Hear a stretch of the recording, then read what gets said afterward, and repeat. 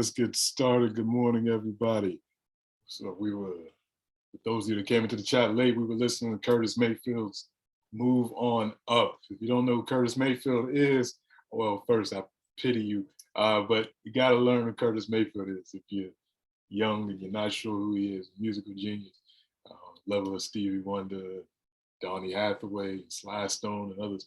But Move On Up by Curtis Mayfield. Why did I play that song? Because we're talking about people moving. We're talking about migrations.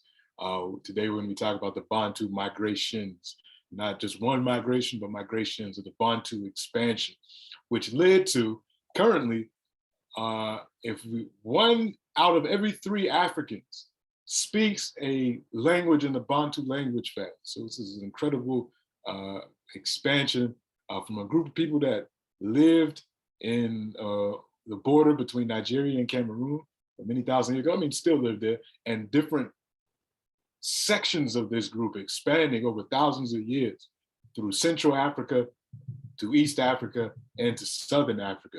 And what we'll talk about today is how we know so much about this migration. What are the ways African historians have reconstructed this history, and what it can tell us about how we live today. So we'll talk about that first. And then today's a little special because you'll also hear from 3 of the Coppin African Teachers Institute summer apprentices. You will hear their presentations. One presentation will be about East Africa, one will be about African folklore, one will be about African educators. So I'll introduce that when we get to it. So as always, our course goes the same way. I'll talk for about 15, 20 minutes. Then actually one of our summer apprentices will talk for another 15 minutes, 15, 20 minutes. Then we'll take a break. That first break is recorded. So any questions or comments that you have, and that first break will be recorded. Then we'll start again with our 2 other presentations, which will be recorded. And then I'll make some announcements and I'll turn off the recording and we can have open discussions. I'm also joined again by my teaching assistant, my permanent teaching assistant, Daniel Robbins III, who you heard from last week, who is helping me facilitate and letting folks into the meeting and such. So that's the agenda for today.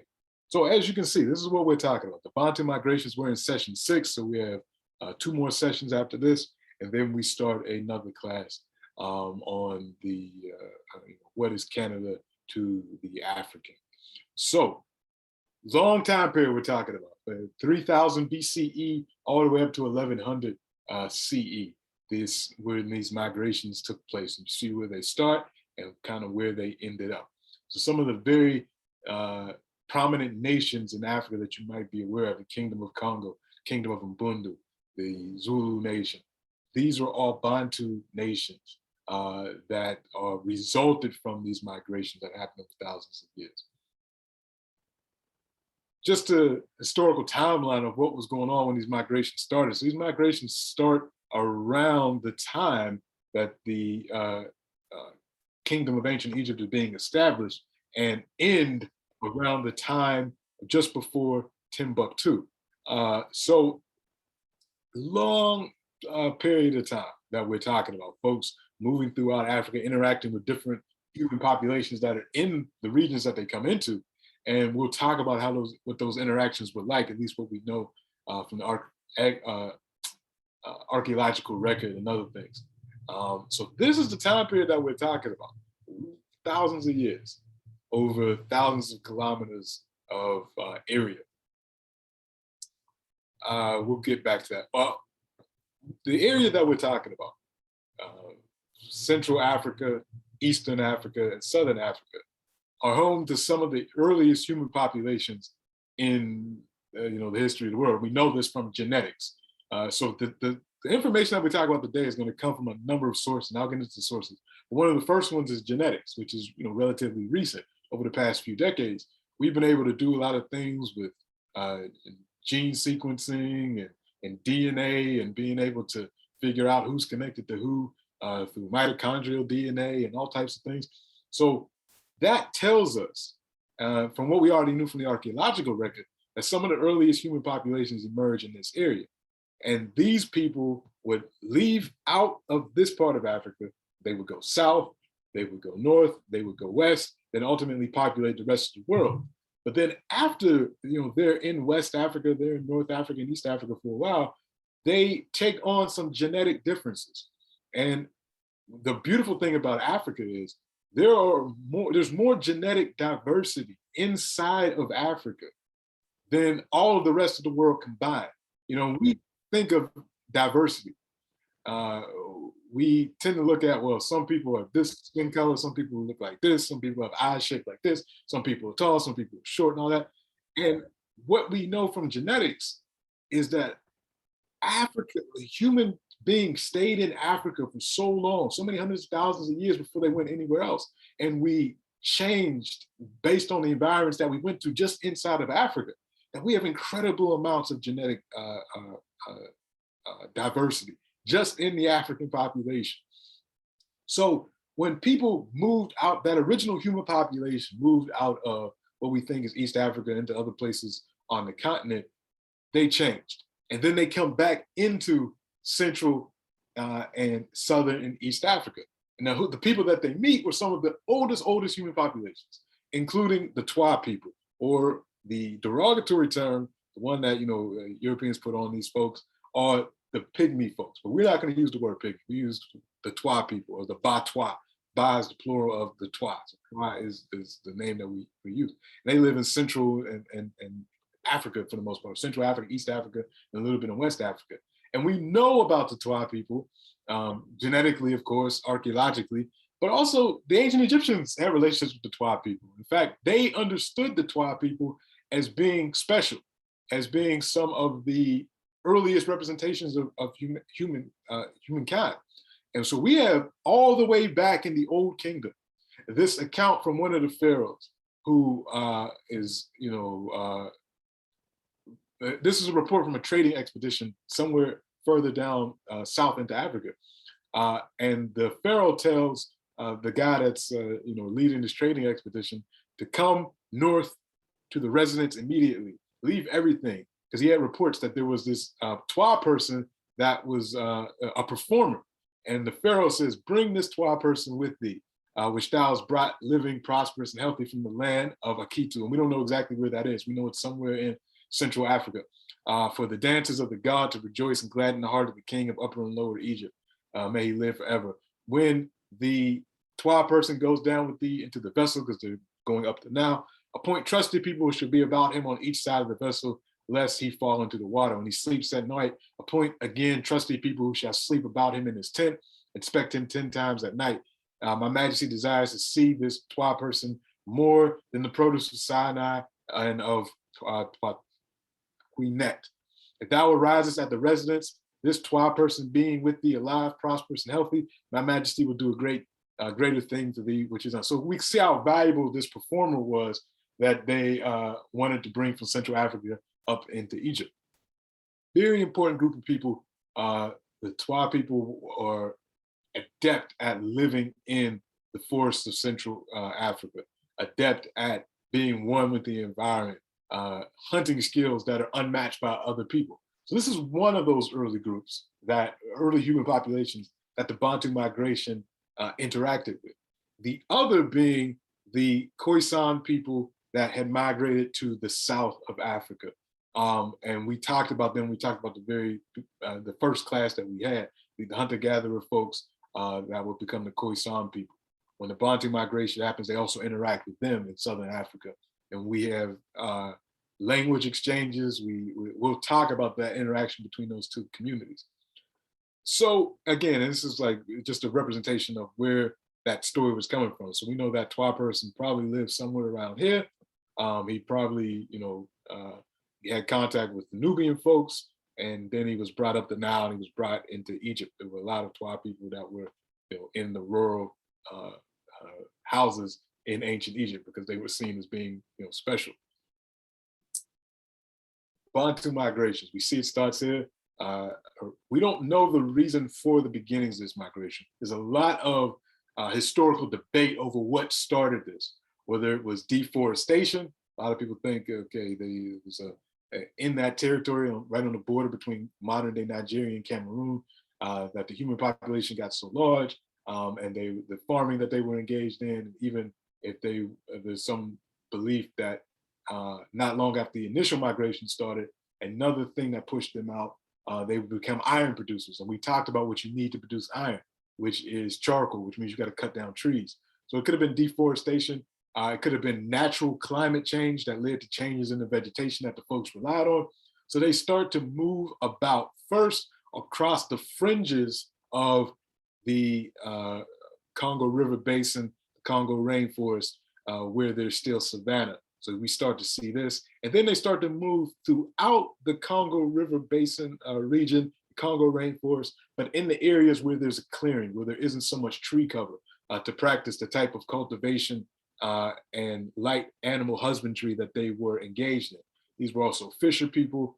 And we know from that they spread in this direction based off of pottery shards, linguistics, genetics, so much evidence, but it's still incomplete. A lot of this work is still being done to really reconstruct these migrations, because it wasn't just one group of people that went all this way. This is over thousands of years. So people stopped, they settled, then other folks left from that group and went on, and then they settled, and then another group left from that group and went on. So we see that, but they maintain basic root words in their languages that we can trace that we can see in the language of the Zulu that's similar to the language coming from folks that were living in this region of Cameroon and Eastern Nigeria. Very similar root words. In fact, we call it Bantu because we see in their words for people, for person, that Intu is common throughout all of these languages. That Intu or some version of that. And Ba means the plural. So the people. Bantu actually means the people. Ba Intu. Multiple persons, or the people, is what that actually means. So again, our evidence. And this is one of the important things I want to point out today. When we normally think of historical methods, how do we know what happened in history? We immediately go to, well, did somebody write it down? And then can we translate what somebody wrote? And then that's the history. Or is there oral history about this event or this person or this kingdom that's been passed down generation to generation? Can we reconstruct it that way? Those are the two things that we generally go to first. But when we talk about this period of history, because there's no written record, because the oral history can only go back so far, usually oral history starts to get really murky, further than 500 years. You can get to about 500 years, but then after that, it starts to get a little shaky. We have to do other things. We can reconstruct this history. It's very possible, and it's being done as we speak. But you got to use different methods. You got to use genetics, which is relatively new, like I mentioned. We can chart the movement of human people by seeing changes in DNA and those type of things. Archaeological evidence. We talked about this at the beginning of class. We can dig things up. We can find pottery shards, and a lot of this information that we'll talk about today is due to the spread of pottery. Think about when you break a plate or a bowl in your house and it shatters.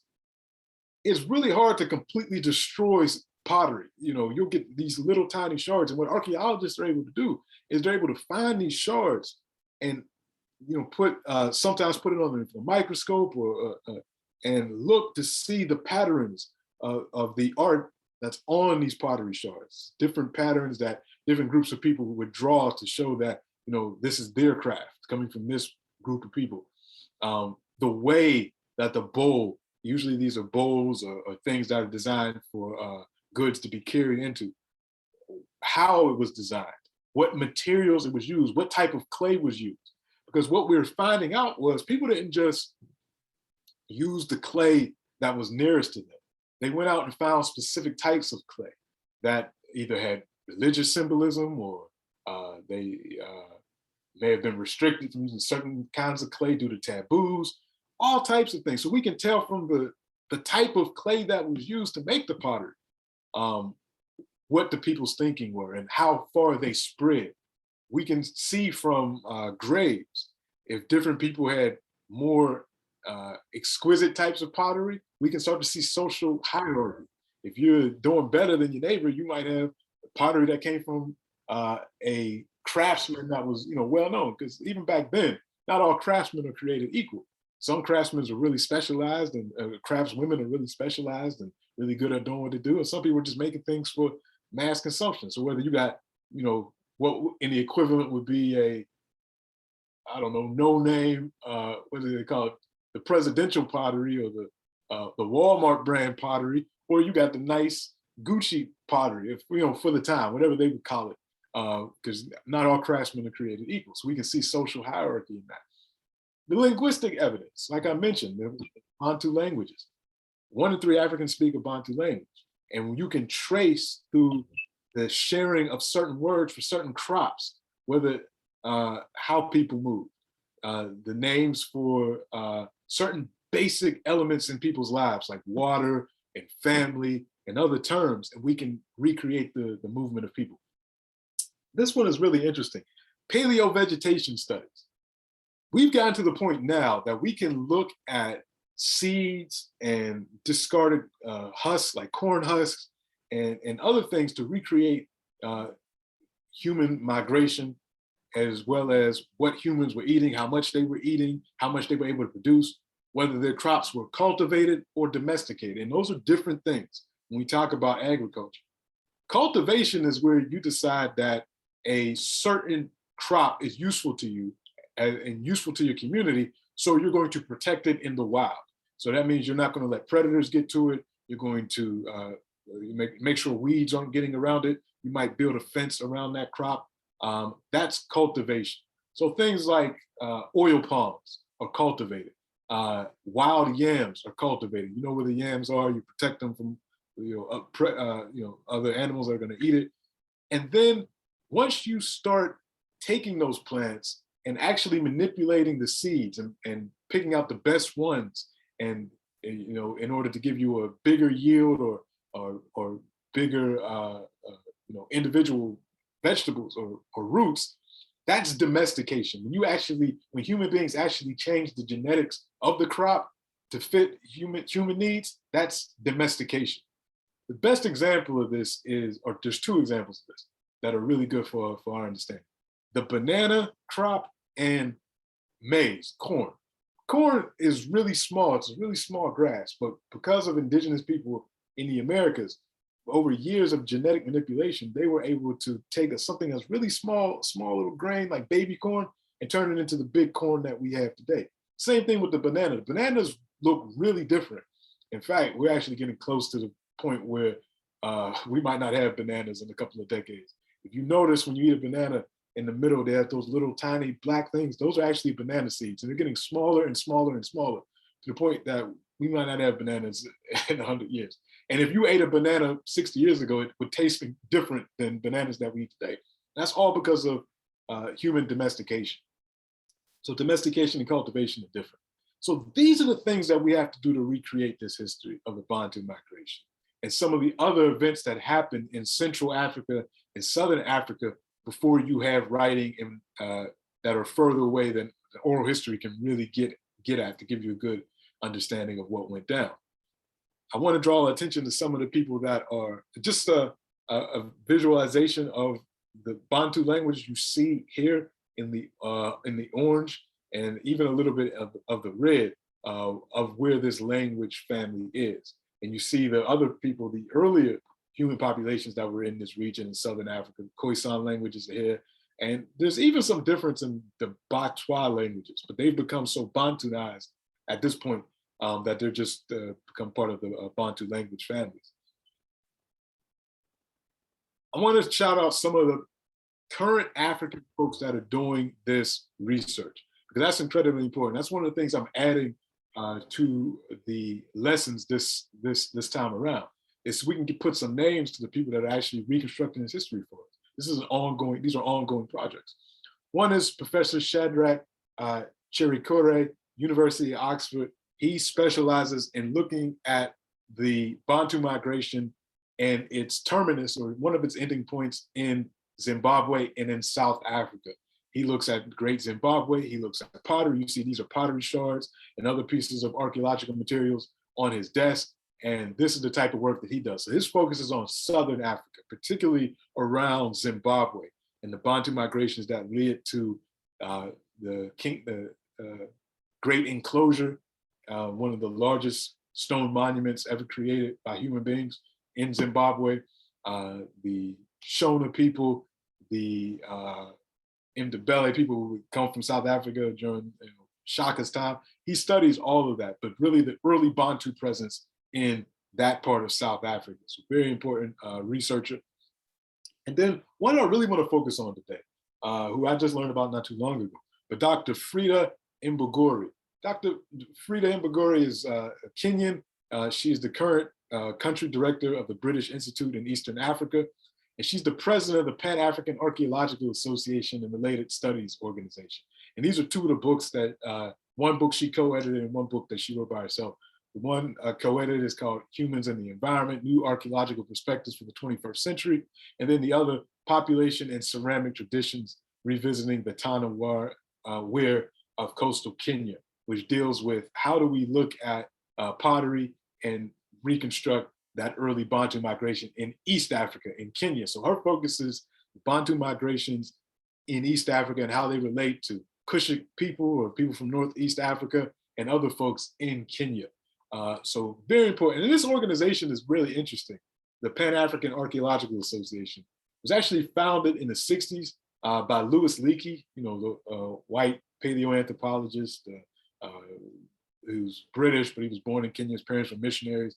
And, he was one of the early people to espouse the idea that humanity began in Africa. He's led that expedition that found Thinknesh or the Lucy remains in Kenya. He, in Ethiopia, he starts this organization to bring all the people that are studying African archaeology together. Starts out as an all-white organization. There's only white folks that are doing it. By the time we get to 1975, there's more and more Black folks that are in archaeology, more and more Africans that are in archaeology. And the problem is the leadership of this organization was still white. So there was like an internal revolution in this organization in 1975 to make it so that the Africans were actually in charge. They redid the Constitution and some other things. And since then, it's always had African presidents. They even wrote a statement in 2012 about Black Lives Matter. So it's a really interesting organization, one that we should really look at because they're producing some great work, these various African archaeologists. And I also put this up to show that we should be encouraging our young people to get into this work because this is how we are reconstructing African history as we speak. And oftentimes, and I've mentioned this in class before, when we talk to young people and we tell them about careers, we only pick 4. You could be a lawyer, you could be an engineer, you could be a doctor, or something else, or a business person. But we don't tell them you can get into archaeology. You can be a paleo environmental study. Like there's so many options. And then seeing people that look like you in it is very important as well. So this is why I like to point her out. But the other thing I want to point out is one of her recent studies, just to show you how much of a multi-genius people like Dr. Freda are. And the work that they do to reconstruct our history. Let me pull up what she's doing now so you can kind of get an understanding of what I'm talking about. So this is some of the work that she's doing on the Bantu migration. I just want to point out what she's doing. This research commenced in June 2016, aimed at offering a higher resolution into Bantu migration narrative by concentrating on one area currently inhabited by Bantu speakers. So he's doing this work in Kenya. Let me make this bigger so you all can see it. This is what she did. This was done by conducting surveys, excavations, botanical, faunal, pollen, phytolith, and lipid analysis, as well as carbon-14 dating of Iron Age materials from sites around the Mbere region of area of Mount Kenya region. All this that she did. So this is not just finding the document, translating the document, telling the history. She is doing surveys, excavations, botanical, so looking at plants, faunal, looking at animal remains, pollen, phytolith analysis. Phytolith analysis is looking at the remains of wheat crops, and you're able to tell. I don't know all the science around, I'm still learning it myself, but you're able to get information about human populations based off of wheat and other things lipid analysis, like fat analysis, anything that was left by these human populations, scientists are now able to reconstruct and tell us so much about where this crop came from, how much of it was due to human domestication, so on and so forth. When did this happen? That's the carbon-14 dating. When did folks arrive at this area? How did they live? What did they eat? You know, how did they trade with each other? All of this is the work that she is doing. So this is a multi-genius. This is a multi-genius. This is the type of work that we should know and we should encourage to be done to really reconstruct our history. So I love to highlight these people that are doing it right now. So I'm not going to talk too much longer. All I'll say about the Bantu migration is that it happened during this time as people moved throughout Central and Eastern Africa, particularly around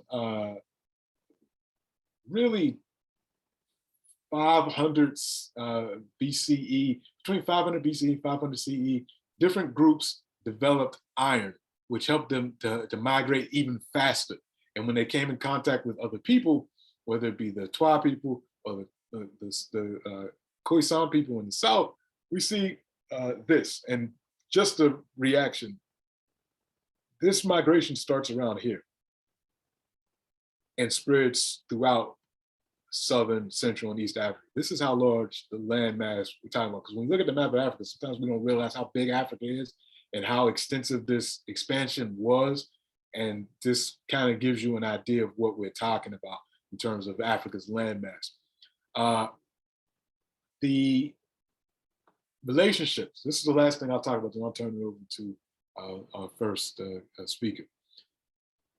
When they came in contact with the Twa people or the Khoisan people, we don't have in the historical record evidence of large-scale violence or large-scale displacement. You don't see that. You see a symbiotic relationship generally emerge. Not to say that there was never tension. There's always tension in some, communities. There's no community completely free of tension. But we don't see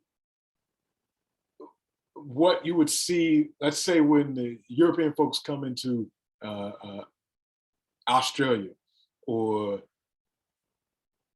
the Americas, where you have a group of people coming in from the outside and you see a disbursement of the native population or violence between the two groups. You see a symbiotic relationship form in this particular example. So as the Bantu migrators move throughout Central, East, and South Africa, they become more and more agriculturalists. And they become herders, particularly after they start to interact with the Cushic-speaking people in Northeast Africa, who are very much animal herders. They adopt that way of living as well and combine it with the agriculture they were already practicing. They produce ceramics, they forged and smelted iron, particularly as that migration moves into the later stages. They had higher birth weights and they were more socially stratified communities, usually with kings and that type of thing. The communities they came in contact with, whether it be the Twa or the Khoisan folks, these people lived pretty much as foragers and hunters and some fishing. So they weren't settled agriculturalists and they weren't animal herders. They were more mobile communities, less sedentary. They were loosely centralized. They generally didn't have kings and queens. It was more of a democratic situation. They, specialized in stone and flint tools, some horticulture, meaning some some cultivation, loose cultivation, and some communities produced ceramics, not a lot. When they got together, you saw intermarriage, you saw exchange of terms. So in Bantu language, you have terms that come from the Twa, you have terms that come from the Khoisan. That click language gets incorporated into Bantu languages in Southern Africa. And again, they form symbiotic economic social relationships, meaning the settled farmers of the Bantu would have one area, they'd have their herds, and then they would rely on specialty items coming from the more foragers, hunters group. Honey and certain animal skins and other things that come out of that, this would form the relationship. So it's an interesting way of looking at it, looking at how these two African communities interacted with each other as people move. You don't always have to move with an idea of dominance, with an idea of there's not enough for everybody. And this is lessons that we can learn in Africa today. because we're dealing with environmental problems throughout much of the continent that are causing people to have these uh, winner take all mentalities about what's going on.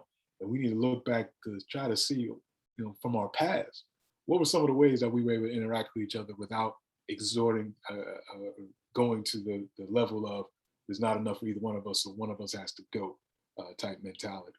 So I'm going to stop there. And since we have talked about the Bantu migration into East Africa, the first summer apprentice that you're going to hear from today is Amani Mambu, and I'll let her introduce herself. She'll tell you who she is, but she's going to be speaking about East Africa, particularly the Swahili coast, because our migration has taken us to that point. So at this point, I'm going to turn it over to Amani, and let me make Amani the co-host and allow you to share your screen, and I'm gonna stop talking. Okay. The floor is yours. Thank you. So hello, my name is Amani, and today I'll be talking about Swahili city-state architecture and kind of what these structures and different designs might reveal about the Swahili culture and history. So by the end of this presentation, I hope you'll be able to understand the significance of Swahili city-states in the Indian Ocean trade network, as well as identify and relate the architectural designs of Swahili states in terms of what that might mean in specific events in African history, such as a Sultan empire occupying a part of the Swahili coast. I would also like you to be able to develop understandings of different architectural designs and symbolisms, as well as make connections between the materials used for Swahili architecture and the presence of Arab empires. So kind of a general understanding of Swahili city-states. These city-states saw a really strong peak in their economy around 1000 CE to 1500 CE. And these city-states are located and situated along the East African coastline, going all the way from Mogadishu in Somalia, all the way down into Cape Delgado of Mozambique. And what is seen about these city-states is they were seen as Islamic cultural centers, and they were autonomous in terms of their political structures and their political systems, but still maintained a symbiotic relationship with one another, more specifically competition, because they had a general understanding of trade being at the center of the economy of all of these city-states, and their growing involvement in the international trade networks that were found in the Indian Ocean at the time. So some major city-states all along the East African coastline stretched around 1,500 miles, and that included Mogadishu in Somalia, Gedi, Pate, Lamu, and Malindi in Kenya, as well as Zanzibar and Kilwa in Tanzania, and finally down south in Sofala of Mozambique. So what is known about these city-states, the origins of these city-states really, is that they all started as small agricultural villages, very small economies. However, the more they became had an understanding of their natural resources and that they could produce a stronger economy by engaging in more trade with different regions in the Indian Ocean trade network, they began to start commercializing these natural resources and these villages to then produce the towns and cities that we can observe today.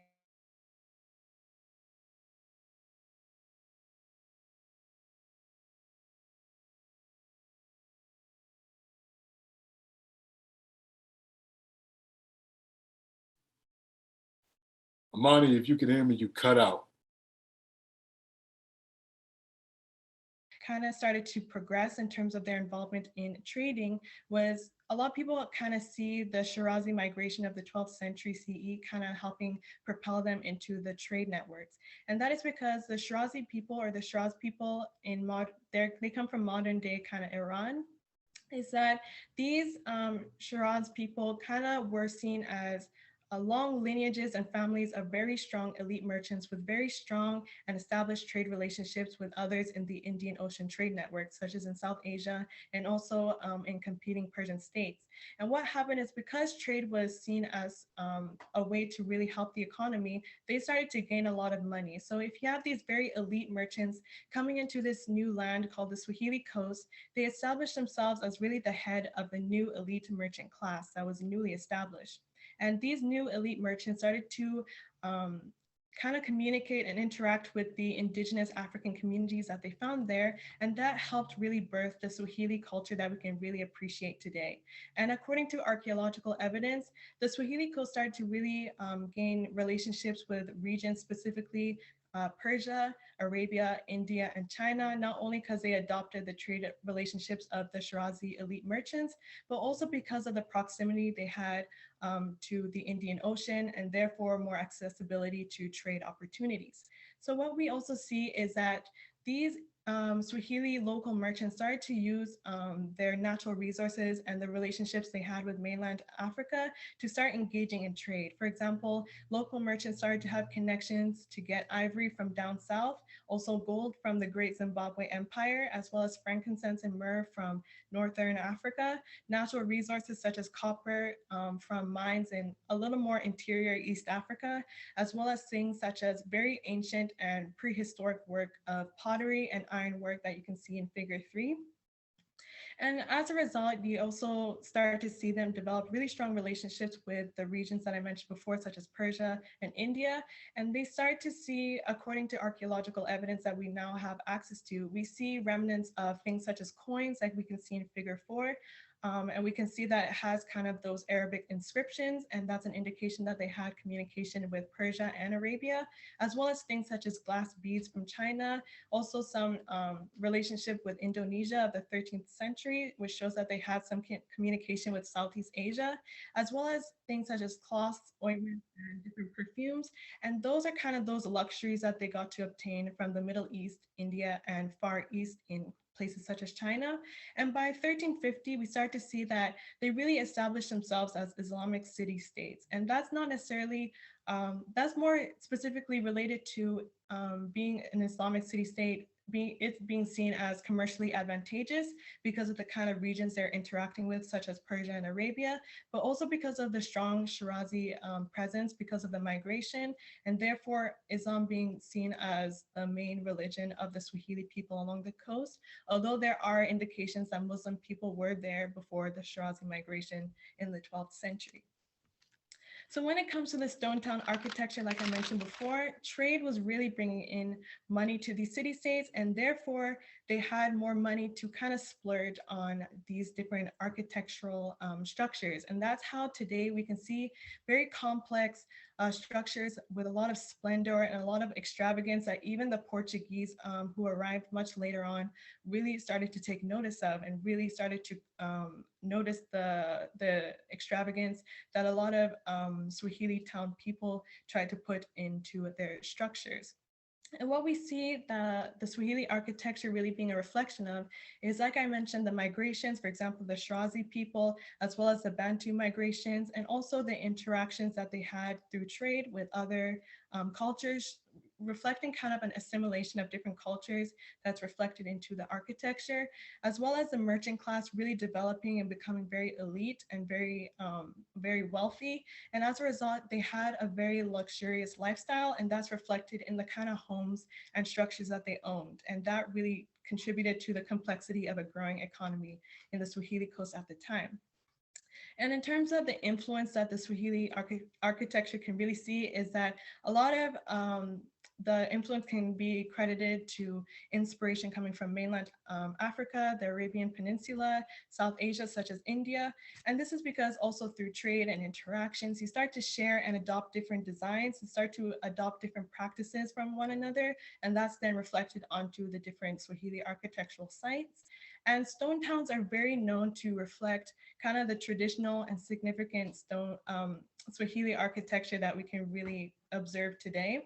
And in the stone towns, you see a lot of effort and a lot of extravagance going into structures such as domestic structures, tombs, mosques, and palaces. And they kind of have that signature smooth and white colored exterior, with the walls being those white, very white.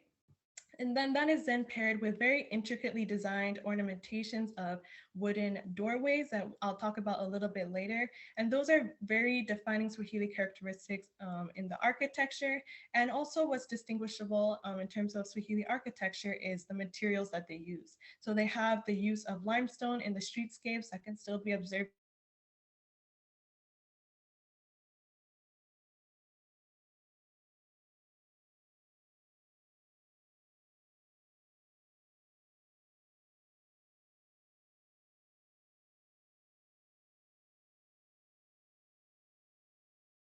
through trade, but the imports that they receive through trade, but also some local natural resources that the local people use, such as mangrove poles being used for roofs. So you kind of see the combination of other influences from places such as Persia and India, as well as the natural resources and the indigenous kind of communities also having an influence to kind of create an amalgamation of cultural influences.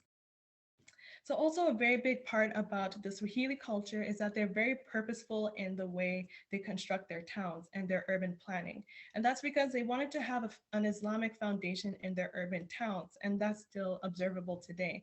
So what they would do is a lot of them would, for their urban towns, they would create these wards that were divided by city walls. And each ward would have a very large neighborhood mosque at the center of it.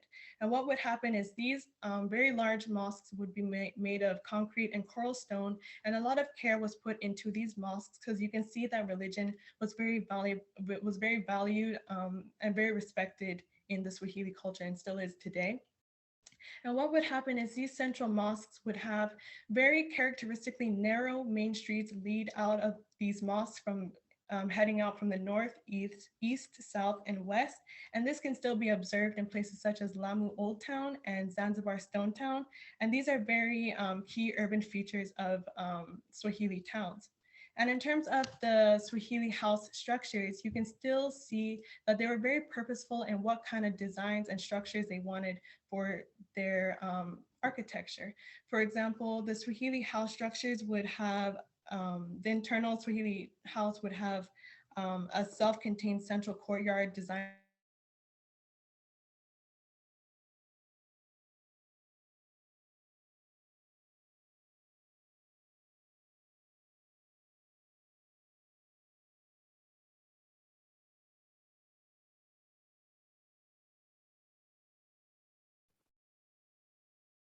of this image of Kilwa, which was a city state. And what they would also have is wooden shutter windows that were half open during the daytime. And also these balconies that we can still see today that were have a lot of ornamentation and very strong detailing along the railings, and would have concrete benches that were attached to kind of the front entrance of these different structures. And what would happen for these internal courtyards on the right-hand side, for example, is that it was very purposeful having a courtyard because it was used to cool down the inner walls of the structure, as the coastal heat was very present during that time and still is. But they would also have this internal courtyard because they wanted to have the ability to maintain privacy. So these internal courtyards are not visible from the public. So those are kind of the reasonings behind the different aspects of these housing structures. And what we still see today is that these housing structures are still kind of having some Swahili architecture that we've seen centuries ago. And a lot of these designers still want to pay homage to the Swahili architecture that they observed many, many years ago to kind of continue that distinct our Swahili architectural styles and designs that many people really praise to this day. So a really big part about Swahili architecture and what many people kind of understand about Swahili architecture is the Swahili doors. They're very signature doors that are very distinct and distinguishable. So what would happen is in history, Swahili craftspeople, long lineages of Swahili craftspeople would kind of see inspiration from sources such as the Middle East, mainland Africa, and even India, and that would influence kind of the styles and the structures of the doors that they created, and kind of translated those designs onto their own version of a doorway, more specifically. So the structure of a doorway would be there's a center post and then a lintel at the top. There's two side frames on either side of that center door, but there also are two doors. And in Swahili cultures, it is said to be that they believe that a door has two sides, a male side and a female side. So that's also significant, a significant reminder of the way the Swahili people have incorporated their culture into the architecture of their homes. And what also is very interesting is that these doors have different designs that can kind of help us understand what time period they may have been created or what kind of inspirations these craftspeople really translated onto their doors. For example, rectangular frames that tend to have more straight lintels are indications of more old Swahili architectural styles. However, the more curved and arched lintels that we see more and more today is influence from the Middle East, Omani region, and Indian cultures. And this is more prevalent in 18th and 19th century door making. And what is also very interesting about the carvings of these different doors is that there are Arabic inscriptions, and usually you can see Quran quotes, and these quotes are used to kind of act as a protection and security of the homeowner and their home. But then also these Arabic inscriptions can display information about the house owner. So like I've mentioned before, usually merchants or wealthy people would have these very extravagant doors and very extravagant structures. So usually you want to kind of showcase your wealth or your social status. So you want to put your name on your structures and your doors to kind of showcase what kind of person you are in society. So like I mentioned before, the surfaces have a lot of influence from the Indian doors and the different sculptural forms that were very prevalent in their societies at the same time.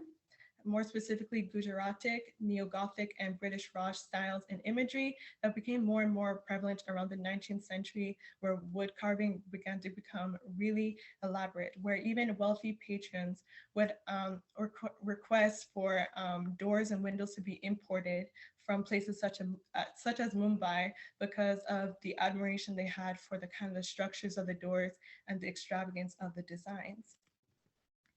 And more specifically, what a lot of people take notice of is the kind of the designs and the detailing of these doors. They're very, very intricate and very, very detailed. So what we can see is that these front entrance doorways and windows usually have frames that are very, very detailed.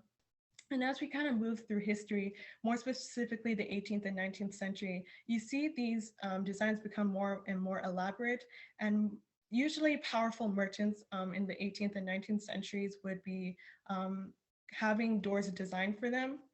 And these front entrances of their homes or their structures were usually seen as direct messages of their power, wealth, heritage, security, and religious beliefs. So they're very representative of the homeowner. And more specifically, you can see that these different details actually have meaning and correlation to different cultures, such as the Swahili culture.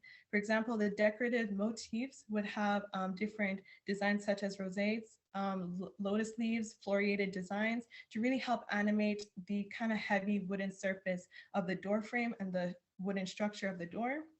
They would also have border designs along the border, such as rope, palm, and chain link designs, as well as geometric and abstract designs that had kind of an arabesque and calligraphic style. And this is very important to modern day people because these arabesque and calligraphic styles kind of can be seen as kind of an archive of aesthetic languages from places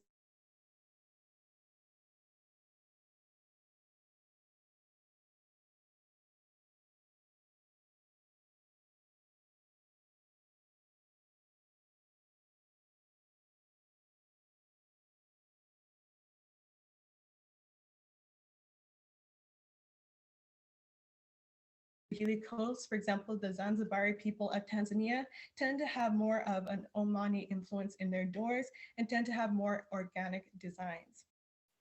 So what's also noticeable is that, as I mentioned before, the Swahili coast had a lot of interaction with different cultures due to the interactions they had through trade. Therefore, a lot of exchange in their cultures. And as a result, they had a lot of influence on what they wanted to put on their doors and what kind of designs that they felt they wanted to add to their doors. And as a result, because of these interactions with different people, Islam was still at the center of their culture and their architecture. However, you see a lot of syncretism. And as a result, you see a lot of different designs that were brought in from different groups around the Indian Ocean. And this interaction with different cultures can be reflected in the language Kiswahili, as you see a Bantu African linguistic base, but you also see influence from Arabic, European languages, and Asian languages in terms of their vocabulary. And this also provides some ornamental symbols for the designs that you see on these doors and the Swahili architecture in general. which is very telling about the, again, what kind of the people and the way that they interacted with different regions around the Indian Ocean. And once again, these details are very significant because they are indications and reflections of the homeowner in terms of not only their social status, but also what they valued, for example, religion. So for example, these doors were very large statements about the homeowner. And for example, the greater the social position and wealth of the homeowner, the greater and grander these Swahili doors would be. Even going on to be grander constructions and more elaborate carvings and designs in general. For example, motifs can also have economic related symbolism in terms of the homeowner. For example, accountants tended to have more geometric designs with many squares all around the frames of their doors, while people such as merchants who had fishing vessels or made a living by the sea tended to have wavy lines and ropes. So you want to showcase what kind of profession you had and kind of your place in society. And you also had a lot of chain links, such as chain links that were representative of, for example, merchants. So because they were representative of the slave trade that was going on at the time, as well as chain links being representative of family unity as they're connecting all the time, as well as it being a symbol of security or protection to help ward off evil spirits, as the Swahili culture does have a lot of spiritual and religious kind of interactions with places with religions such as Islam.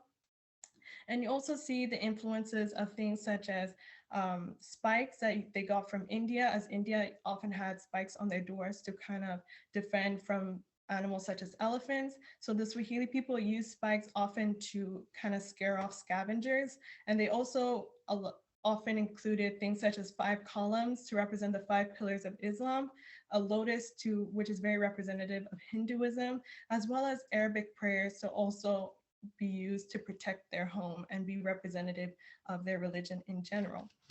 So kind of as a learning activity, I wanted to take everyone through a little brief panoramic tour that was done by the Amani project. And what we showcase is the Kilwa Kisiwani ruins in Tanzania. And I'll take you through a little bit Makutani Palace and also the Great Mosque of that city-state. And these structures are located again in Tanzania and was a very prevalent Swahili city-state during that trade period in the Swahili coast. And I want to kind of see if people can take notice of what materials you might see, such as coral stone, limestone, and cement that were used for different structures such as mosques or different houses, as well as the grandeur and the size of the different structures, the courtyards you might be able to see in Makutani Palace, as well as the shapes and what that might reveal of the potential influences different regions had on the Swahili coast. So for the Makutani Palace, which I will start with, I want to see if you'll be able to kind of guess what kind of individual lived there. If it was just a local lower class fisherman, or if the size or the grandeur can kind of indicate if it was possibly a sultan at the palace, living at the palace.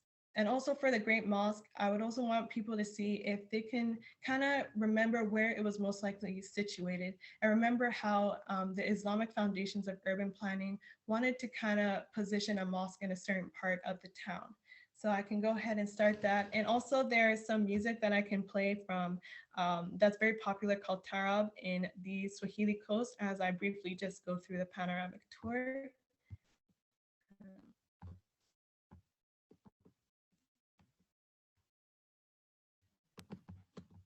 Amani, make sure the sound on your computer is shared so that the music comes through. Okay.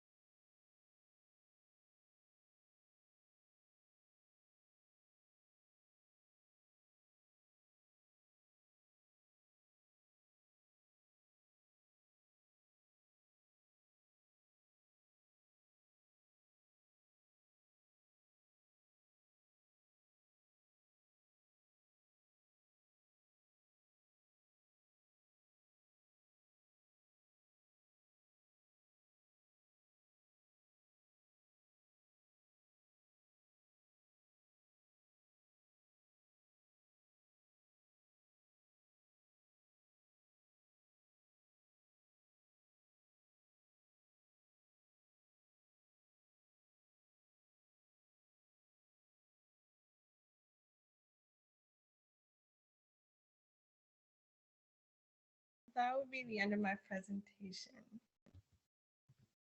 So hopefully you took notice of some designs and materials that might have been used. All right, thank you so much, Amani. So as you all can see, the history of African people, not just in the books, but even in the architecture, we can learn so much from so many methods. And Amani is really laying out for us kind of the flowering of that Bantu expansion in East Africa, because the Swahili civilization at its base is a Bantu civilization that has these interactions with the rest of the Indian Ocean and the Arab world, and we see how those interactions play out. So, any questions or comments for either myself or Amani? Please raise your hand and let us know, and we'll unmute you. So, Mr. Thomas, go ahead. Good afternoon. I'm somewhat surprised to note that trade was seen as so good at that point in time. At the same time, slavery was in full force. Hey, Amani, did you want to speak on that? Oh yeah, that's very true. Luckily, I've had the privilege of going to Stone Town, Zanzibar, and there's also a section that you can kind of explore where you see the conditions a lot of the slaves endured before they were shipped off into maybe the Middle East or even onto the transatlantic slave trade. And although the economy was flourishing and a lot of people such as the merchants were really benefiting from it, you kind of see back to reality for the average African. They were very small kind of sections that they had to endure for long periods of times. You see the chains, and it's very difficult to kind of walk through, but yeah, you really see kind of that contrast in who gets the benefit from what. So that's very true. Thank you for that. Other questions, comments? Raise your hand and let me know. I don't see anything in the chat. Just mine in the chat. Take one more. Anybody else? We'll go on if there's no more. Okay. I don't see any more. Maybe we'll save for open discussion. So thank you again, Amani. Oh, okay. Actually, Nduta, go ahead. We have another question. Hi, sorry, I was having trouble finding the raise hand button. Thank you, Amani. It's really lovely to see some of the history of the coastal region of my country. I had visited one of the ruins, but was too young to understand the significance at the time. In that virtual tour, there were some mounds and what looked like pipes. What were those mounds? They looked like they were made out of stone. Did you mean on the roof of the mosque? Oh, is that the roof of the mosque? That could have been it. Okay. I Awesome. think that was it. For some reason, I thought it was the ground. Okay, thank you. That was all. That was a question. Thanks. Okay. This is great. So we're going to move now from material culture in terms of architecture to more immaterial culture. And we're going to ask Whitney Mambu to introduce herself, and she's going to talk about African folklore. Again, we're moving from the material to the immaterial, but yet still another way to reconstruct African history. So Whitney, the floor is yours. Okay, hi everybody. My name is Whitney. Let me just share my screen. Okay, can everybody see the screen? Yep. Okay. Yes. Okay, so today I'm going to be talking about folklore, specifically African folklore, and even more specific than that, we will focus on folk tales in African folklore. So first, just some things that we'll be focusing on learning today. First will be understanding the function of folklore in a culture. So what is it used for? What is its purpose? Why do we have folklore in a culture?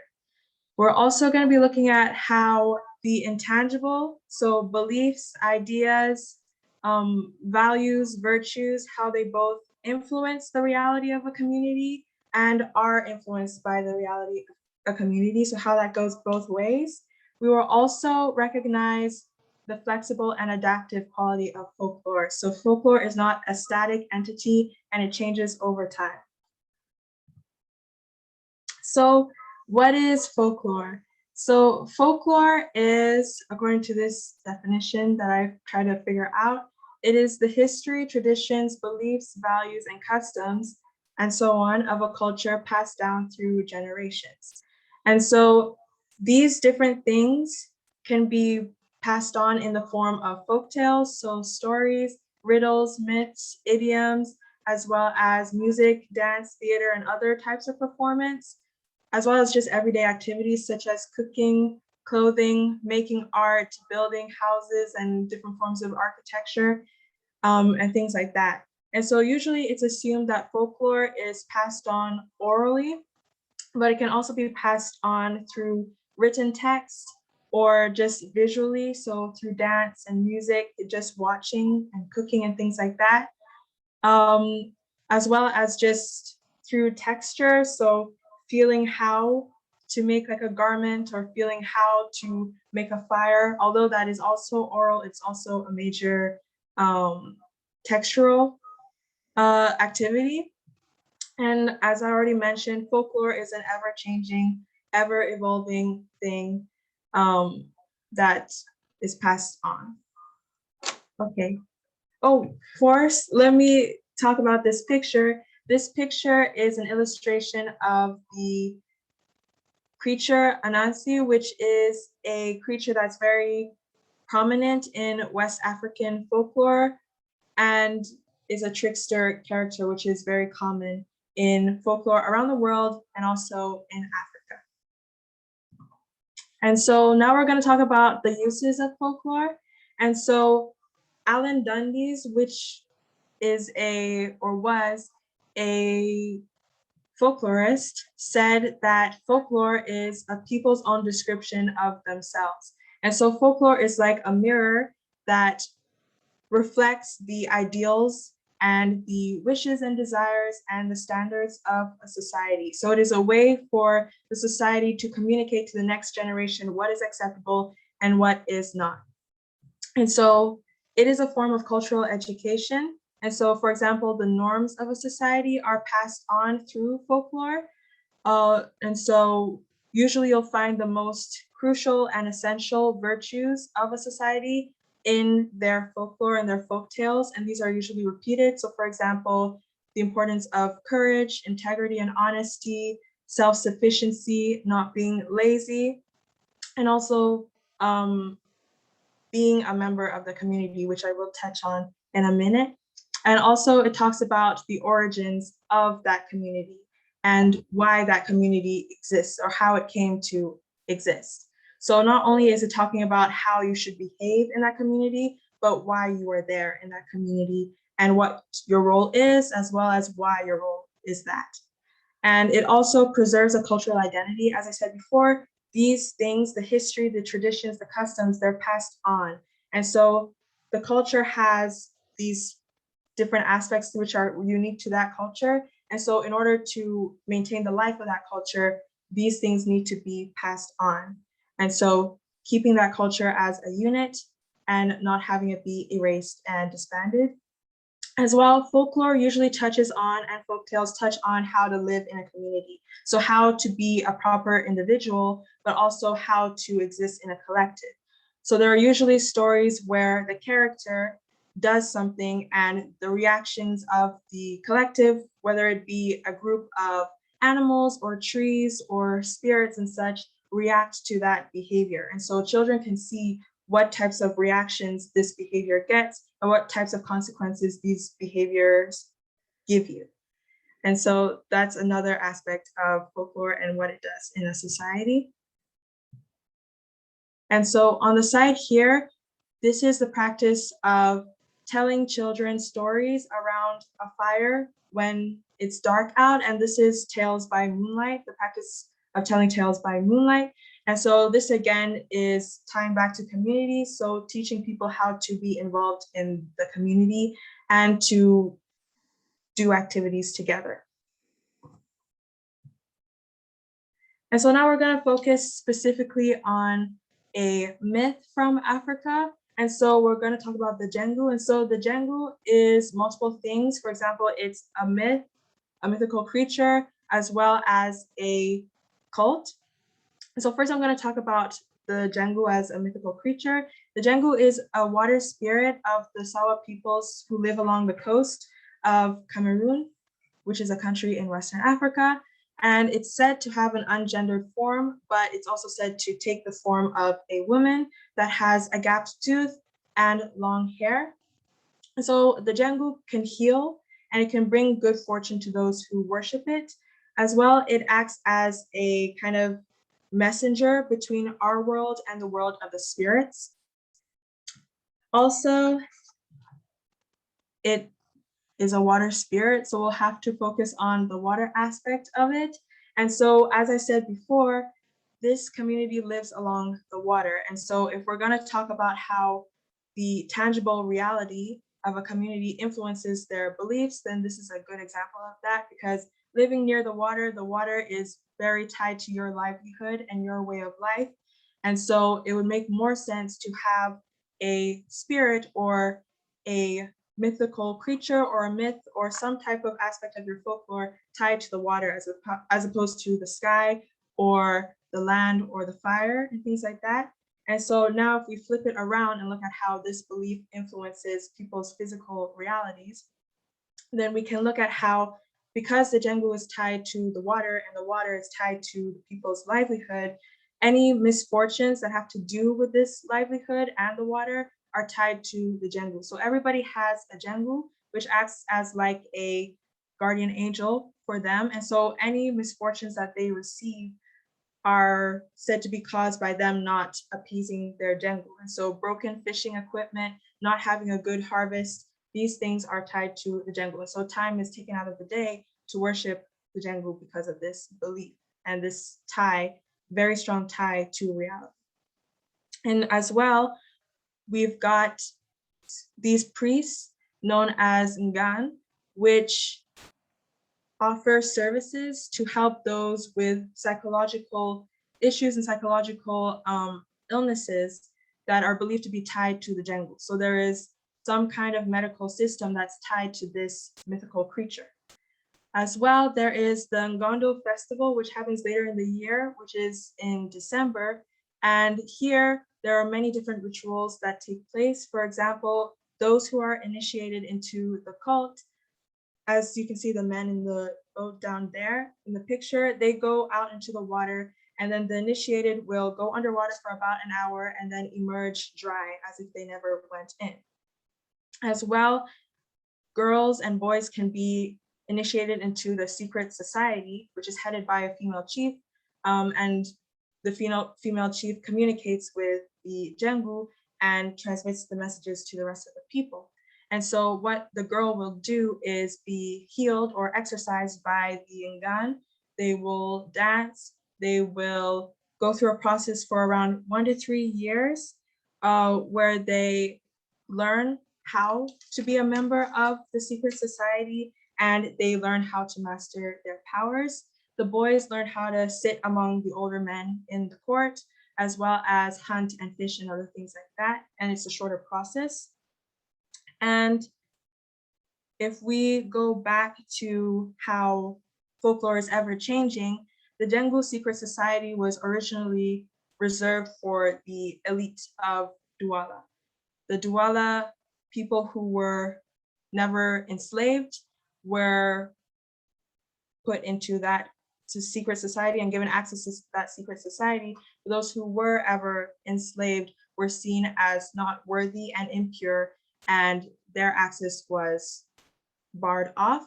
But now it's a celebration and it's a society that's of access to everybody. And so with the changing times and understandings, the folklore of this community changed as well.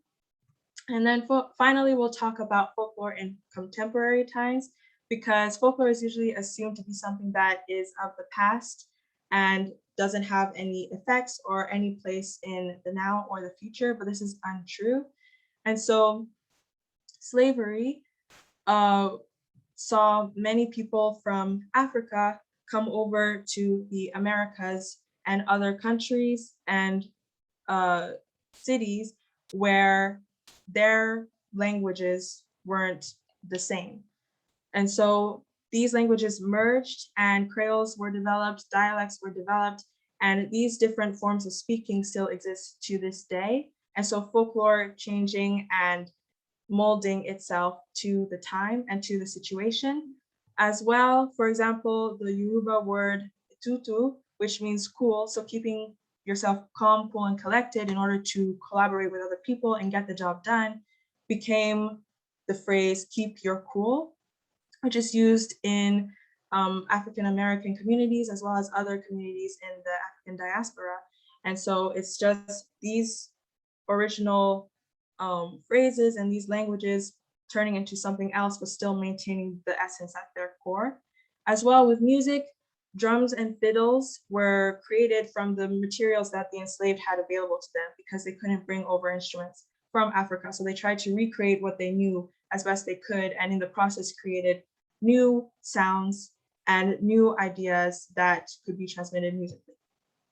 And as well, because we're now in a more technological age, people are wondering how we can maintain these folkloric traditions, but in a different medium. And so there are apps like African Echoes where you can listen to folklore and you can read folklore instead of doing like a Tales by Moonlight activity, which many are doing less and less nowadays.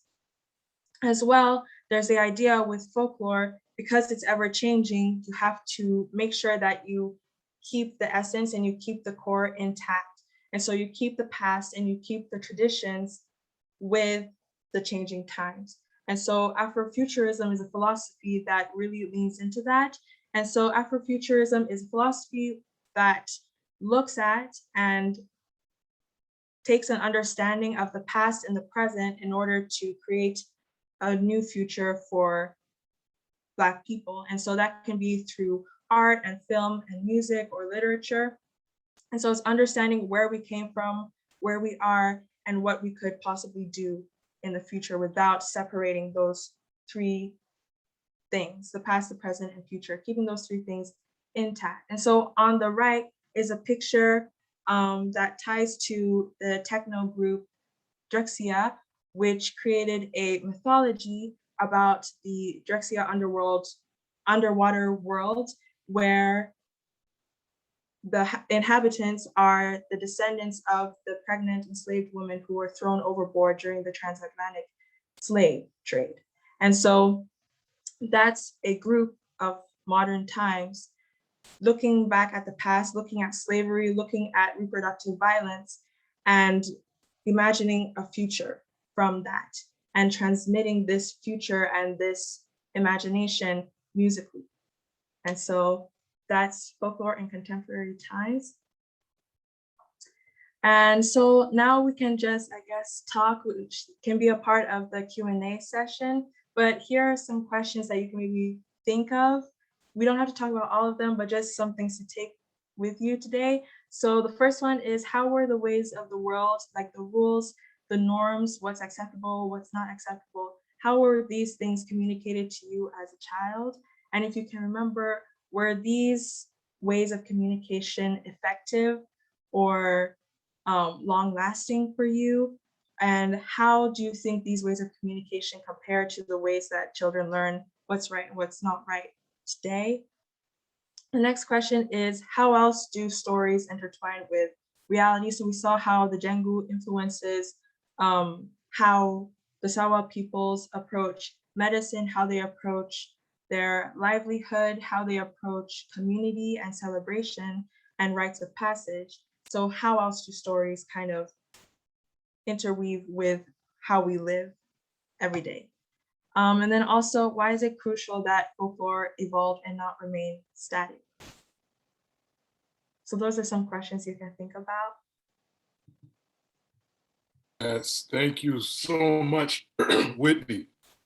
We're going to get into those discussion questions when we open up for open discussion. So if you wouldn't mind, stop sharing now, but keep that up, because I definitely want to go back to that and let folks respond, as I think you've given us some good things to think about.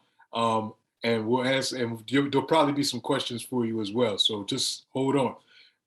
We're going to move now to Galila Guillermo, who is, we talked about the material culture in terms of the architecture of the East African coast, the Swahili coast, and we moved on to the immaterial. We're talking about folklore.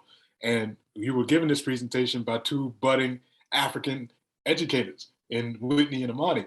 Now we're going to talk about African educators, and you're going to hear from another future educator, Galila, and I'll let her introduce herself and give you some more information on African educators. So Galila, the floor is yours. Hi everyone, my name is Galila, and today's theme will be African educators, and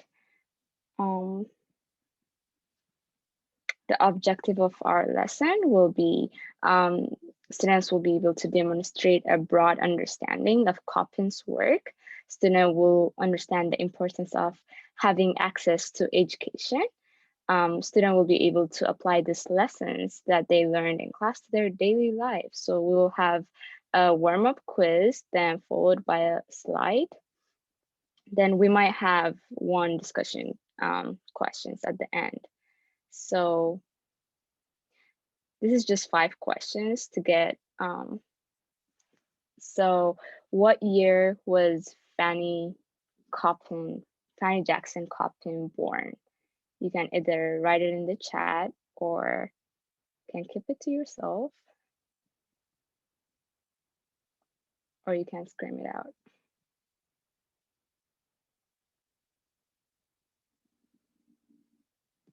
So, okay, let's try this.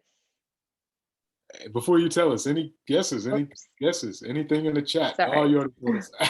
Okay, I'll do the next one. If she asks, put it in the chat. Put what you think the answer is in the chat. We'll see who gets it right. Okay, let's go to the next one. Okay. Copin is a lifelong advocate for female higher education. Is it yes or no? You can put it in the chat.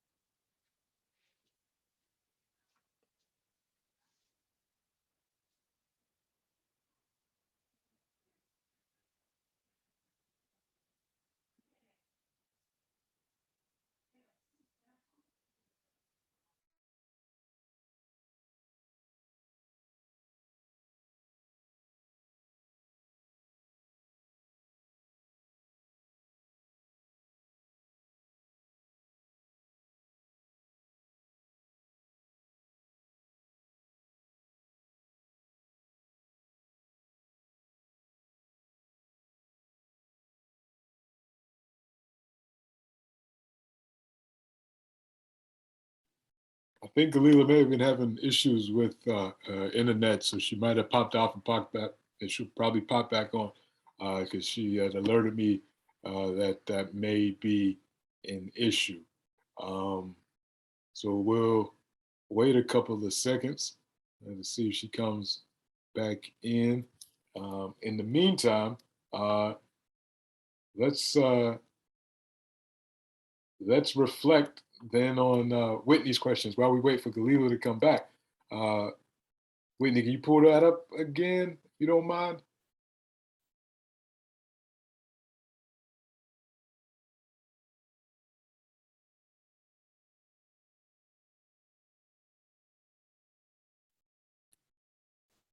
Okay, anybody want to jump in on one of these?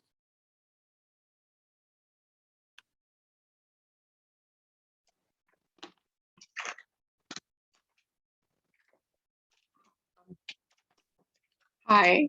In Barbados, they use a lot of proverbs, which I guess are similar to, apart from Anansi tales and so on. They're proverbs, don't ask me any at the moment, but they're, things that people say and that sort of give a good sense of, but you have to be there. They're said usually in Patois, and I can't remember. If I remember any, I'll stick them in the chat.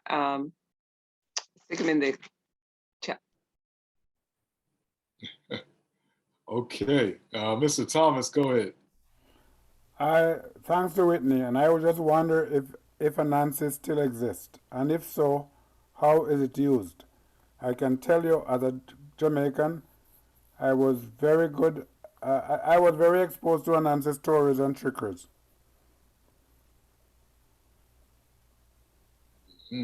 Whitney, you want to answer that? You want to take that about Anansi today? Unfortunately, I'm not entirely knowledgeable about how Anansi is talked about today. From what I can see a little, it seems like he still has the same kind of, I guess, mythos surrounding him. I think Anansi might be even more popular today than he was back then. He's become very much a literary figure all over the world, not just in the African world. I remember they were doing Anansi stories when I was in school, and there was a whole Reading Rainbow episode dedicated to Anansi stories. So I think Anansi is going strong. I don't know. How do we? Is it here? I mean, I've never come across it. I'm not sure about Canada. So I would be interested to see what students in Canada heard about Anansi before. And Galila's back, so we'll hold off on that. Keep your hands up, and we'll let Galila get back into it, and I'll make her co-host. And so the floor is back to yours. So we're going back, switching gears, going back into Galila's questions.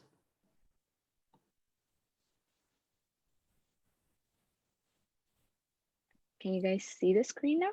Yep. Okay, I'm so sorry for the technical difficulties.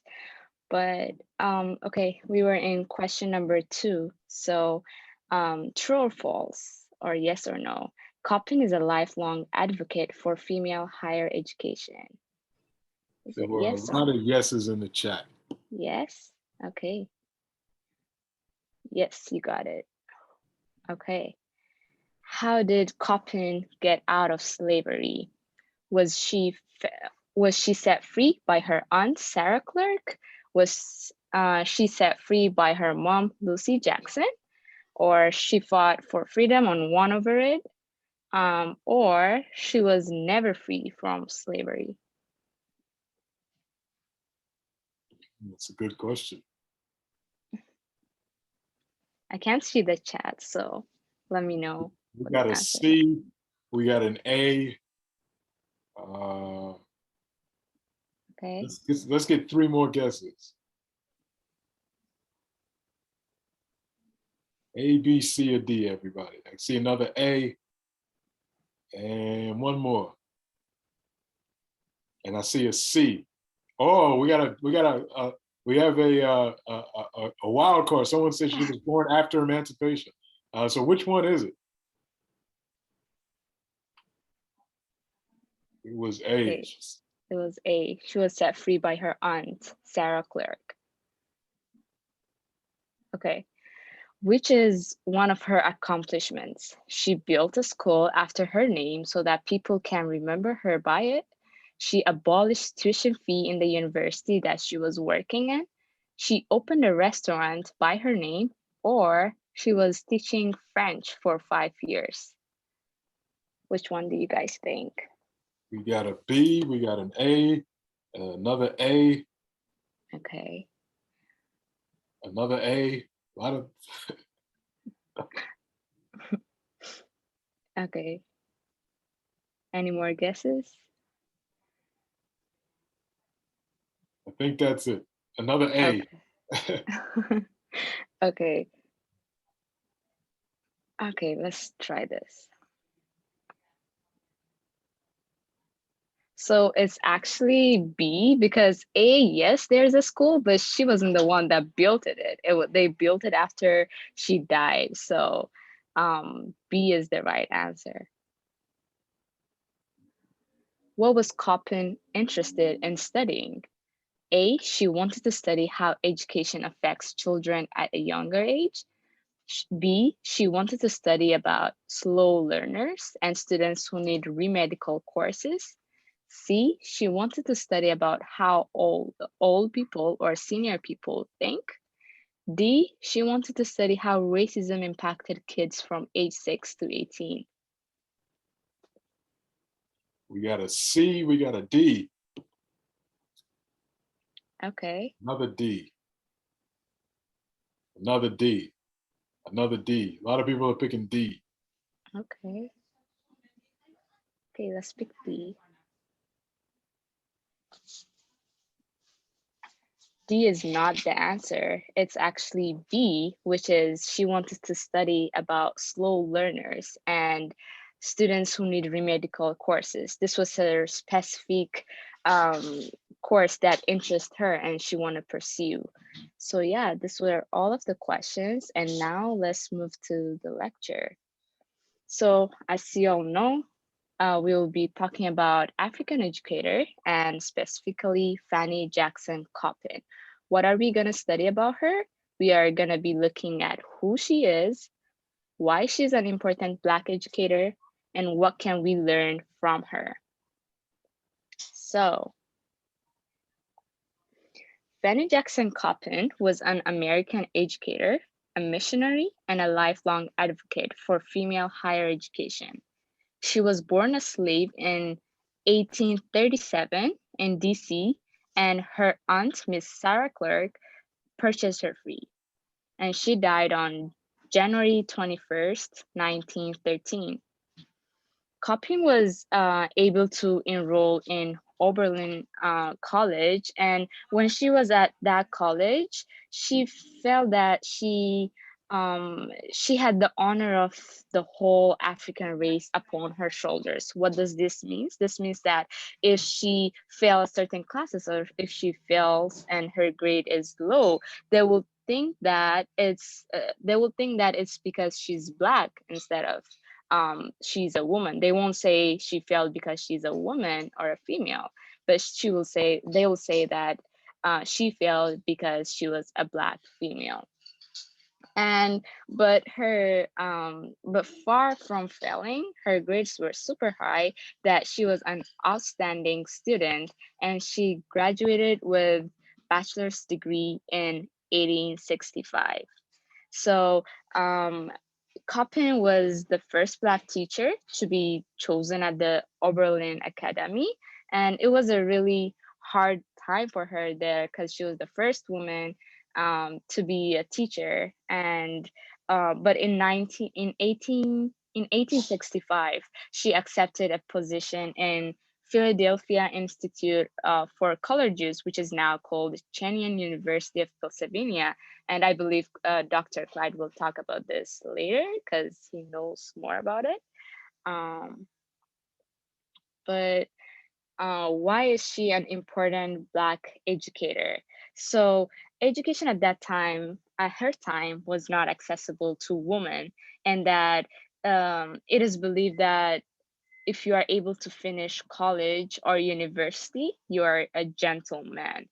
And in her teenage years, she pledged to get education and to teach her people, to teach Black people. And one of her beliefs is that she thinks it's the circumstance and not the dual intellect that prohibited academic learning for most Black people. This means that there are no Black educators at that time, many Black educators, not because Black people are not able to get education, but because there was no opportunities for them, but they have the ability to be an educator, but they just don't have the opportunities. So Coppin was, as we just said earlier, she was interested in studying slow learners and people who need remedial courses. So remedial course is a type of course where if you have lower grades on certain classes or certain fields, you will take this course as an improvement to improve this specific course that you are struggling with. And Coppin was was volunteering to help illiterate men and women learn how to read and write. So over time, she became very popular, a popular figure in the Philadelphia Black community. So Jackson got a position to be a principal at the institute, which resulted her becoming the first Black woman to head the institution of higher learning in the nation. And at the institution, at the institute, Jackson's first move was to abolish the tuition fees in order for per student to enroll. And when she did this, the number of Black immigrants increased, which means that there would be a higher competition to getting jobs. So Coppin started to educate the people about the need for the industrial and technical education. So Coppin started advising Black women and create jobs. Even if there is no job, she created jobs for them. And she was posting job applications for Black people in the newspaper. And there was various types of job descriptions so that they can enroll themselves in anything that interests them. It wasn't limited. Sorry. And slowly by 1889, Coppin was successful in adding an industrial department to the institute that she was working at. So at that time, there were many single women that didn't have jobs. So Coppin decided to open this women's exchange or a girls' home where she provided direction. It could be how to cook or how to make dresses, etc. And this has really allowed them to get the jobs that they want, to get the skills that they need. And those that were saying like if she failed because she is Black, now the response was that the school was very amazing. And then compared to the time before Coppin became a teacher, there is a lot of the school involved a lot of Black people, which is really good. And even it included the people that adults that labor, which gives them an opportunity to improve themselves. And her philosophy and the quote that I like from her writings is that if women cannot go to school, the school should be brought to them. So, yeah. And what can we learn from Coppin's work? First, it is impossible to be successful while being Black. And yeah, this is 100%. Black people can do anything they wanted to. And a lot of people have been undermined and have been told of what they can do, what they are able and not able to do. But Black people can be successful. And the second lesson that we learn from Coppin's work is that to always try to help others in every way possible. If we get any positions, we can provide these positions. If we are doing well with our life, why can't we help others to do well in their life as well? So it is really important to help others, to lift others up. And tying to this, the third one is to encourage, uplift, and support one another. If we see someone that needs encouragement, it's our responsibility to encourage them, to uplift them, and to support them in any way possible. And lastly, we can create new opportunities if you cannot find any. So we can see how Coppin created these jobs. There were not a lot of jobs, but she created jobs to involve people of all ages, and which is really good. So there's one link. Hopefully it works, but let me know if you guys can hear it. Can you guys hear it? No, it's not coming through. Make sure when you see more on your screen, Okay. click more, and that share your sound should be clicked. Is that an option? No, it says pause recording, stop recording. Try click and share your screen. Okay. And is there an option to share sound? Yes. Click, yeah, click that.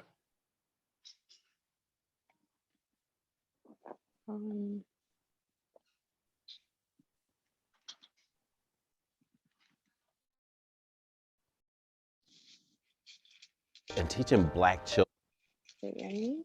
Yep. Can you hear it? children Yeah, I can't do it. is even more, is a revolutionary act. And teaching Black children is even more so.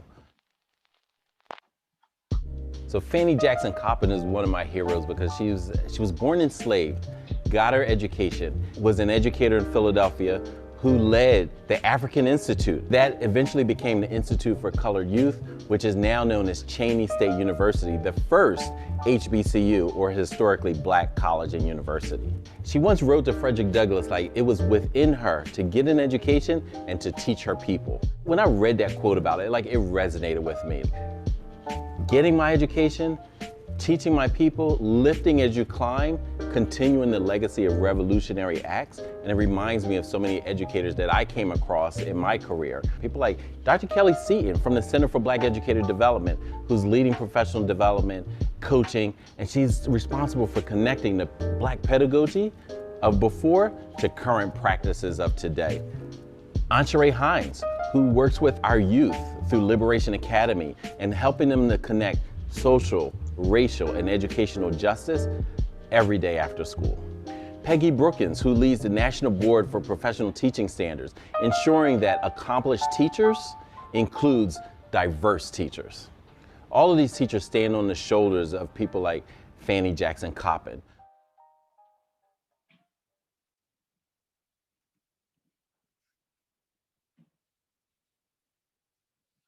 And yeah, we can do one discussion question, like an open discussion, is what is one thing that inspired you from Coppin's work? Okay, thank you so much, Galila. Thank you, Galila. Thank you, Whitney. Amazing presentations. And this is just an example. This is just a sample of the work that the 8 students that participated in the Coppin African Teachers Institute Summer Apprenticeship Program did this summer. What you're actually seeing on the screen is a version of Galila's course website that has the information on her topic, which is African educators. So she looked at Fanny Jackson Coppin and some others. You see Carter G. Woodson up there. And they all did this. They all created course websites. They all have lectures. They all have websites with course objectives, with lesson objectives, with activities. So they did a lot of work this summer. And we're all doing this in this institute that was created here to promote the idea of teaching among African people in the same vein and, you know, as Fanny Jackson Coppin, the idea of teaching as service, teaching as community building. So that's why the institute was named after her.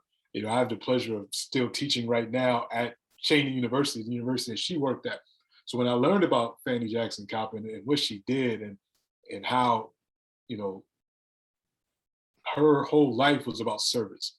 From the time she got her degree at Oberlin, she was teaching Africans that had escaped slavery in Ohio, teaching them to read and write. And she kept that going at the African Institute, which would become Cheyney University in Philadelphia. So that's why we named it after her. That's the work that we're going to continue to do.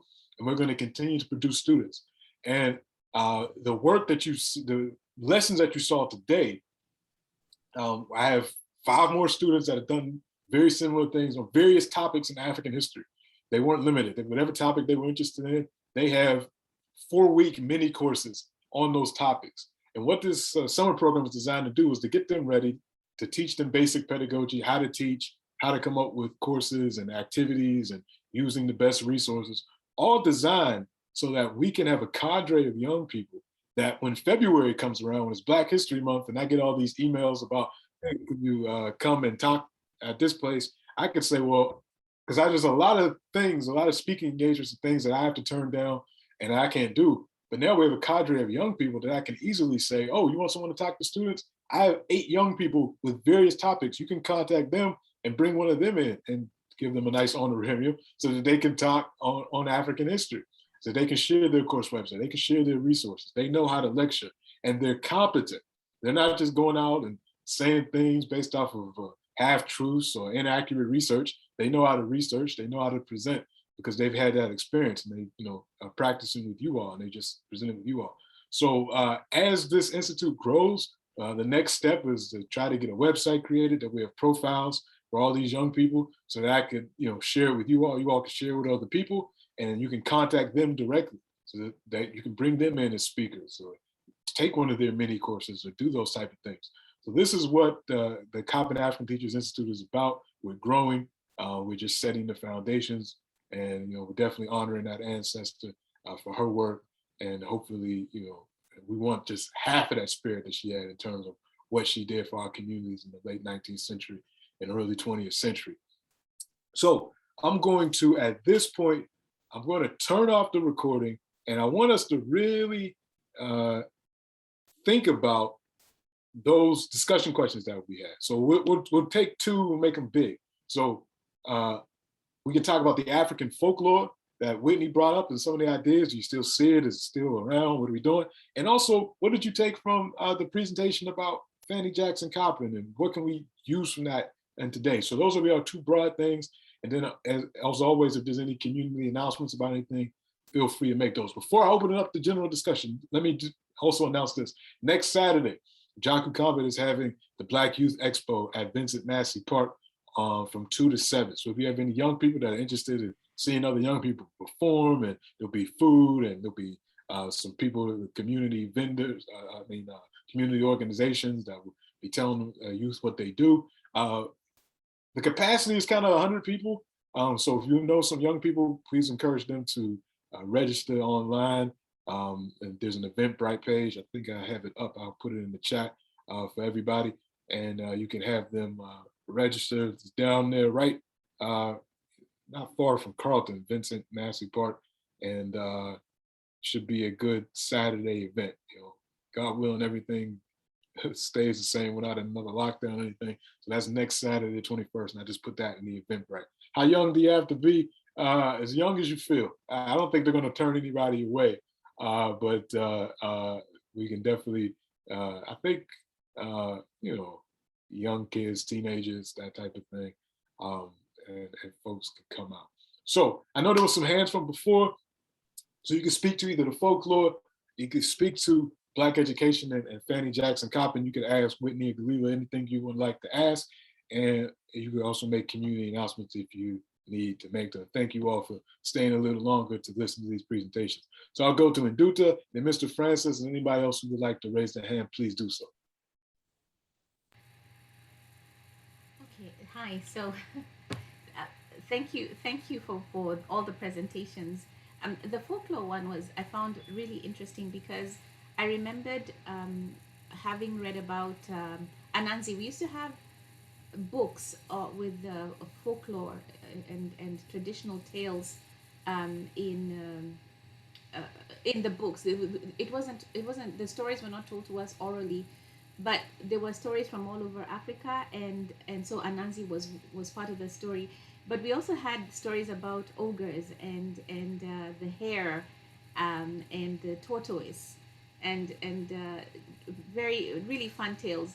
But one of the things I do remember is my sitting around my grandmother's fire with my aunts and uncles, and they used to tell us horror stories of the ogres and how they used to eat children. My grandmother never told us those stories, but she used to tell it to her kids, who then told the stories to us. Then there was also a campaign when I was in primary school and maybe the early years of high school, to promote African writers, and so there was a big section in the main textbook store. It was actually called Textbook Center, and all those were African writers, and they had all those books, the folklore books in there. So I kind of missed that, and I now realize that I haven't told any of these stories, not that I remember them much, to my kids, and now I want to find those books and and start sharing them with my kids. Nelson Mandela actually wrote one as well, and I had read it. I don't have a copy though, but I know it's at the library in Ottawa. Regarding Fanny Jackson Coppin, I think it's really inspiring that she, she wanted to. I think what we should emulate is that part of helping others gain that education that they may not have access to, and maybe encourage our youth to go in particular areas, but also to help. I think it's that helping other people as opposed to just taking yourself through the process. If we were to help one another, I think we can gain a lot more in terms of numbers, as opposed to just individuals taking themselves through that system. Thank you. All right, thank you. Thank you for that. Mr. Francis, go ahead. Good afternoon, everyone, and I'm sorry for the interruption. If you heard the sound of a phone ringing, it was coming through my computer. I couldn't help but think, well, from the three presentations of the young ladies, that the future of, our future in general is in very good hands, just from listening to the presentation. And as far as the African folklore is concerned,